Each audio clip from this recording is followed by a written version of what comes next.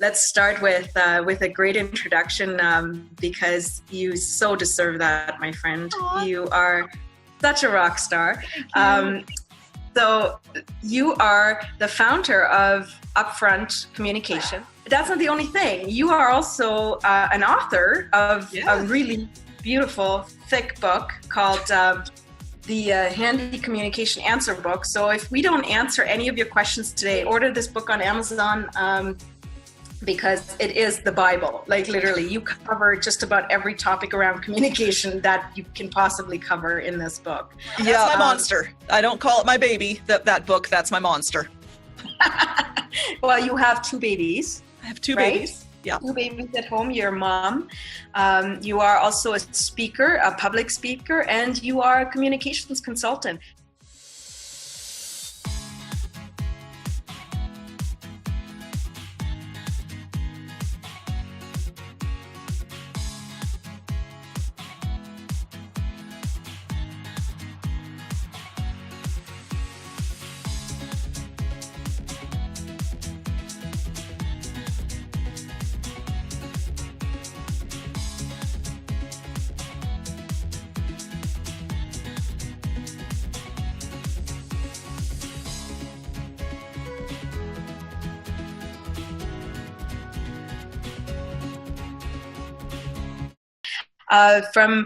From my introduction to you, that's how I found you.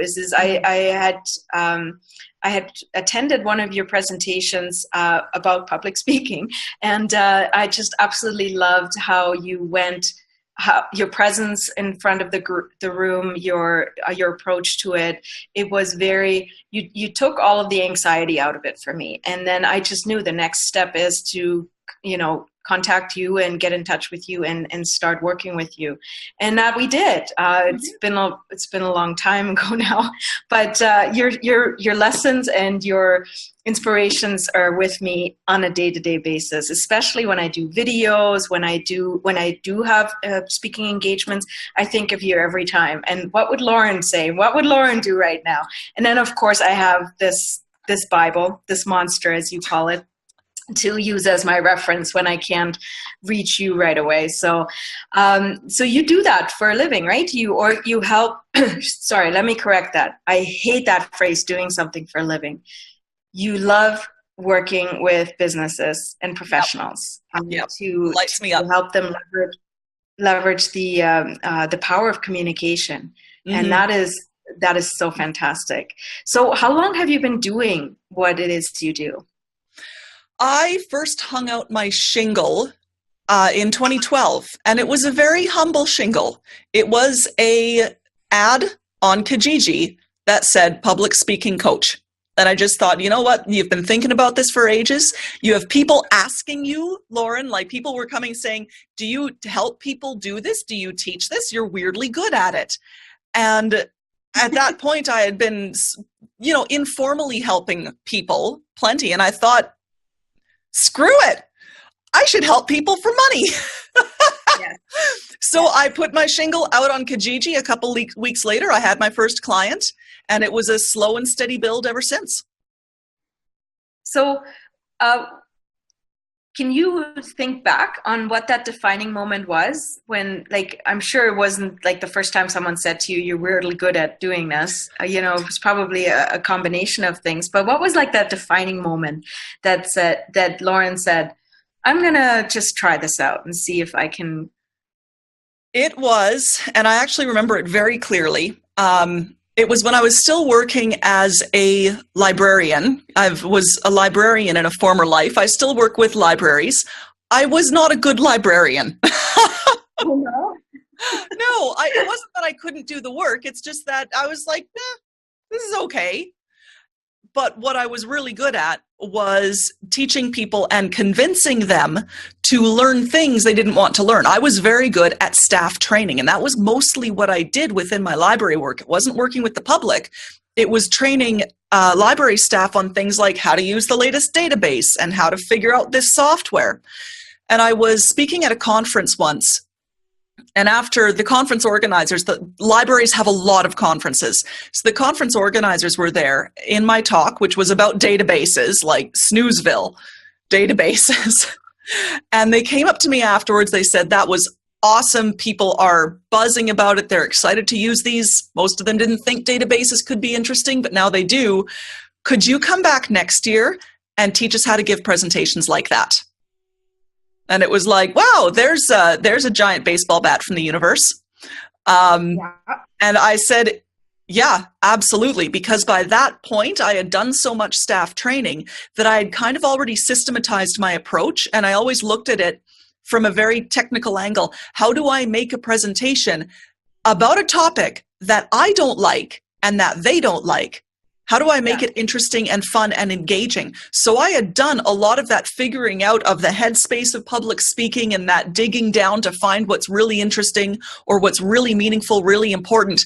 And then taking my background in performance and performance arts and blending all of that together to create really good presentations. So when they said, can you give a presentation on how to present? It was like, yeah, I can, because I've got the notes on how I do this ready-made. Wow. That was when I first started considering it seriously. And it wasn't long after that I did a talk on how to present.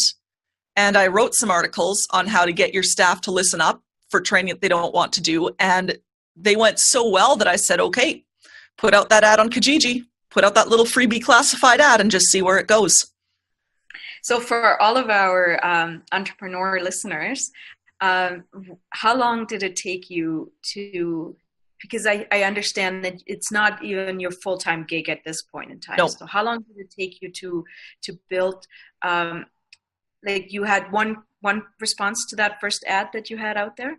Yeah. Which is a great start, right? It's a great start. So how many clients did you start getting maybe after the second ad that you put out and the third ad? Like, I just would like to tap into that, success isn't built overnight. Rome wasn't built overnight, No, it's a long, slow process. I say this to people all the time. I am playing a long game. And I think that for anyone who wants to build a really sustainable business without burning themselves out, I have seen plenty of people, including my own father, burn themselves out viciously on trying to do too much too fast. It's not a good place to be. So you have to think in terms of the long game. And I don't remember how many I got with each ad iteration, but the first year, I believe I got 4 clients. Yeah, the first year was 4 clients, 4 one-on-one people. Yeah. But I worked with them over the course of an entire year. Once I get someone, they tend to stick with me for a while. And I would see them regularly, once a week, once every 2 weeks, once a month, for an entire year. And then they would come out and a few more clients would come in. And that was when I started saying, I need to be doing this in front of bigger audiences, because the one-on-one thing isn't going to go to where I want it to be. And again, I have a performer's background. I used to act. I did radio for several years. I was a dance performer for many years. So I love the audience. And then it was figuring out how to get in front of bigger audiences and how to bump it up from there. So after having all of these clients, the next step, and you and I were talking about this a little bit, was one of my business coaches at the time. She said, make a class. You've been talking about making a class, get a class out there. So I was like, okay, I do really well when someone else tells me what to do, then I just run with it. So I'm like, yes, ma'am. And I created a class and I sold it out. And then it was a group of 10 people. And then it was, okay, I need more. So then I started doing a lot of unpaid speaking. And here's something to remember, and something that I want to tell all of the people in your group. You hear a lot of advice online about how you should start speaking as a core part of your business and a part of generating money. I hope you're in it for the long haul, because becoming a public speaker, it's not inconsistent. It can become very consistent after a while, but it is a long slog to regularly get good paid gigs. And you're going to have to do a lot of freebie gigs at first. But exactly. Yeah, so then it turned into, I've got all these clients. I've got a few clients. I'm running my classes. Let's do a whole bunch of of unpaid gigs. to build up my portfolio and to build up my resume. So I did that for a few years. Like, it is long and slow. And it's really been over the past, I want to say the past 3 years, that then it's like each year it doubles and it doubles and it doubles in terms of how much income I'm bringing in. So last year, my family, we hit a big benchmarks. My husband is a stay-at-home dad. I wouldn't be able to do this without him at home. And then we took a hard look at our finances after our second baby and said it makes more sense for me to go back to what I was doing and then slowly scale back on that while I'm increasing my business than it did for him to go back to work. We were financially ahead doing that. So last year, I fully replaced his income and then some with my speaking business. And this year it's okay. So let's bring it up a little bit more than that. And, you know, my long-term game is that within 3 years, so once both our kids are in school full time, then I'll be able to pull back from the 9-to-5 job completely. And he'll be able to go back to work. So we've got the steady income there. And at that point, assuming that my business continues to build the way that it is, we'll be sitting pretty. And if it happens before then, hooray! Exactly. But I love a couple different components of what you just said. Number one is that you did this together with your husband. It wasn't a separate function. You sat down together, you came up with a plan together, and you both managed each other's expectations on this, so that you knew going forward, you know what, this is what I'm going to need to do. This is what you're going to need to do. And then you also set the expectations on somewhat of a timeline, a realistic idea that this isn't, my favorite part of what you spoke to was the sustainability, right? Like it's just not sustainable to take off sprinting. You can't sprint forever. It's impossible. So slow and steady wins the race. And you built on it realistically because our life and our life balance and our fulfillment doesn't come just from our work. It comes from 4 different quadrants of our lives. And when we are just focused on one area, let's say building a business or working on our business, then we're neglecting inevitably the other 3 quadrants to some degree, right? So my objective always with my clients is to keep that balance, you know, and be okay with that balance, so that that we actually get to say to the success that we want without having burned out. When you want to do everything too, like I want to create this content and I want to be doing the videos and I want to be doing the podcasts and the blogs and speaking everywhere and writing everything. Like I'm getting my button geared to get another book out right now. And one of the things that I realized was if I'm going to make this book happen, then for these few months, I can't be doing all of these other things that I want to do as well. They'll be there in the future. I will come back to them and I can set them up so they kind of go automatically on their own, but I can't be actively focused on this many different things. So, you know, I'm clearing the decks later this month. I am actively clearing the decks, Yvonne, but I am clearing the decks of several projects that I had on the go, and I am getting a book coach because you can't do everything at once, and I can't do everything alone. Like I need that outside, like you said, your helpers, an outside objective person who can say, hey, you're being a little crazy right now. Yeah, absolutely. Maybe you need to look at this or pull back here. You know, you sometimes need those outside people to tell you. Absolutely. Oh, I love that. I love you speak on everything that I firmly believe in. You can have everything, but you can't do everything, and you can't do it alone. So I love that. So good luck on your book writing journey.